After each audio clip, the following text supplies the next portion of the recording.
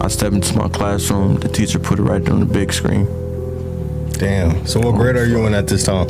I was like 10th grade, 11th, 10th, yeah. 10th. And the teacher's talking about it. Teacher's talking about it. So literally the next day after PopSmoke was killed, you went to school. The same day. Same day. You went to school and they're talking about it in the classroom. In the classroom. And you having a guilty conscience in the classroom. I honestly don't remember how I felt. Yeah. I just looked at it and just like, I didn't make no face expression, nothing. I just looked at it. Like, what can I do? What can I say? What can I, like, I can't go back in time.